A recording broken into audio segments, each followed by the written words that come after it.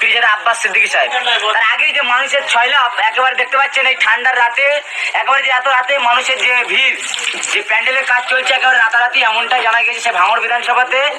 রাত পার হলে পীরজাদা আব্বাস সিদ্দিকী সাহেব আসছেন এবং আগামীকাল ঠিক 2টো থেকে তিনি এই মঞ্চে উঠবে, এমনটাই জানা গিয়েছে। পীরজাদা আব্বাস সিদ্দিকী সাহেব এই ভাঙড় বিধানসভা কচুয়া গ্রামে আসবে, এমনটাই জানা যাচ্ছে। পীরজাদা আব্বাস সিদ্দিকী সাহেব এই ভাঙড় বিধানসভায় আবারও পা রাখতে চলেছে পীরজাদা আব্বাস সিদ্দিকী সাহেব, এবং ঠিক 2টো থেকে উঠবে।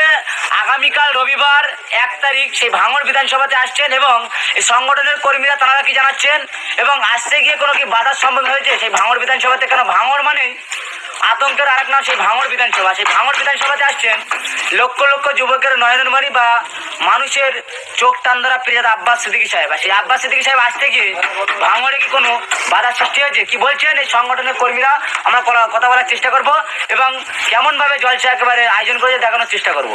গ্রামে আব্বাস সিদ্দিকীকে গত বছরও আনা হয়েছিল, এবারেও আনা হচ্ছে। আশা করছি সামনে যত বছর আসবে সব বছরই আমাদের আব্বাস সিদ্দিকী ভাইজানকে আনা হবে।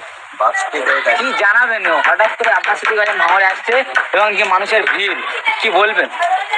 বলতে ভাইজান প্রেমিক সব আছে, জানেন আমাদের কোটি কোটি যুবকের ভালোবাসার মানুষ, বড় ভাইজান ছোট ভাইজান, তার মধ্যে এক ভাইজান আসছে আব্বাস সিদ্দিকী ভাইজান। তাদের আমাদের গ্রাম বলো আমাদের ভাঙড়বাসী বলো সবাই মন থেকেই ভালোবাসে। সেই ভালোবাসার টানে কালকে আসবে, কালকে সকালে হাজার হাজার মানুষের সমাগম হবে। সেই হিসেবে বড় ভাইজান থাকবে। কোন দিনে আসছে বা কত তারিখ? 1 ডিসেম্বর রবিবার। কোন এলাকাতে আসছে? কচুয়া দক্ষিণ পাড়া প্রাইমারি স্কুল আমার থেকে আসতে গেলে বিজয়গঞ্জ বাজার হয়ে খানাপুকুর হয়ে শানপুকুর হয়ে কচুয়া ফুলবাজার থেকে বাম দিকে ঢুকতে হবে।